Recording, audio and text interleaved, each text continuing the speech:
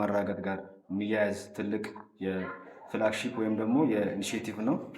ይህም ፕሮግራም እውን ለማድረግ ባለፉት ዓመታት ወይም ደግሞ ባለፈው ዓመት ስፔሲፊካሊ ቤዚክ የሆኑ ስራዎች ተሰርተዋል። አርሶ አደሮችን ከድህነት ለማውጣት ብዙ ነገሮች ተሰርተዋል። በተለይ የሌማት ትሩፋትና የጓሮ አትክልት እንዲሁም ደግሞ ፍራፍሬ ላይ የሚታዩ ስራዎች ተሰርተዋል። በመስክም ዞር ብለን ያየናቸውና ያረጋገጥናቸው ናቸው።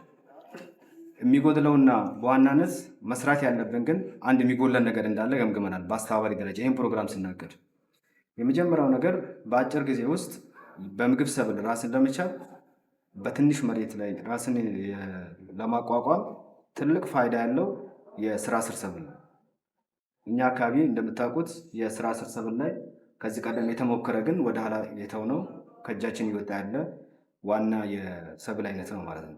ስለዚህ ይህን ጋፕ ልንሸፍን የምንችለው ስራ ስር ሰብል ላይ ነው በሚል በአስተባባሪ ደረጃ አቋም ወስደን ይህን ደግሞ ልናገኝ የምንችለው አረካ ምርምር ማዕከል እና የተለያዩ የግብርና ምርምር ማዕከሎች መርጠን እዚህ ቢሆን ሁሉንም አይነት የስራ ስር ሰብሎች አግኝተን አርሶ አደሮቻችን ጋር ማስፋት እንችላለን ብለን እዚህ መተናል ማለት ነው። ስለዚህ ስራ ስር ሰብልን ስንመርጥ የመጀመሪያው አንዱ ነገር መያዝ ያለብንና ታችም ስንወርድ የምናወርደው የምግብ ሉዓላዊነት ለማረጋገጥ በትንሽ ቦታ ላይ ብዙ ምርት የምናገኝበት ዘርፍ ስራ ስር ሰብል ነው።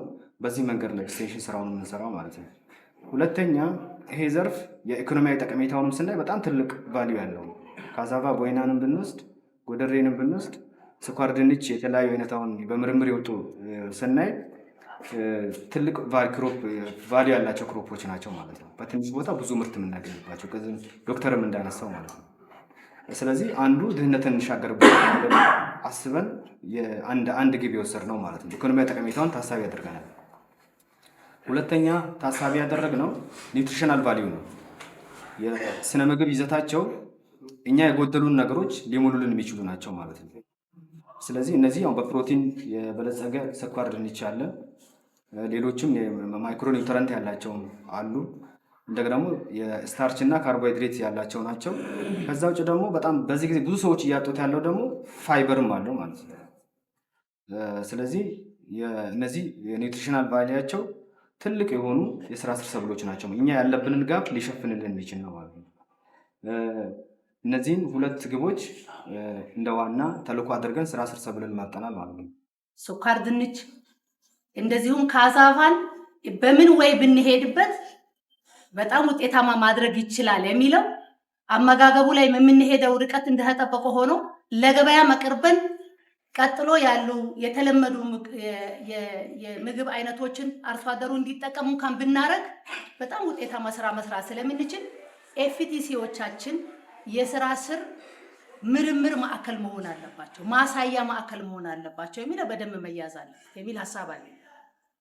ምክንያቱም አብዛኞቹ ኤፍቲሲዎች ከ75%ቸው ሳር ነው።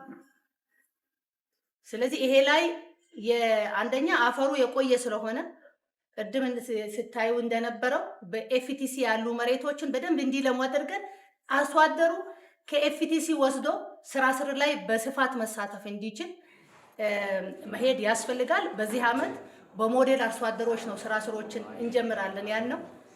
እነዚህን በሞዴል አርሶ አደር የጀመርናቸው ስራዎችን ደግሞ ወደ ሁሉም የማስፋት ስራ በቀጣይ ስለምንሄድ ይሄ ላይ በደንብ በትኩረት መምራት ያስፈልጋል። ገምግሞ መነሻ ሐሳብ ይዞ ከሐሳቡ መነሻ ውጤት የሚያመጣ ስራ መስራት ስለሚያስፈልግ ከኤፍቲሲዎችና ከሞዴል አርሶ አደሮች መጀመር ይኖርብናል የሚል ሐሳብ አለ።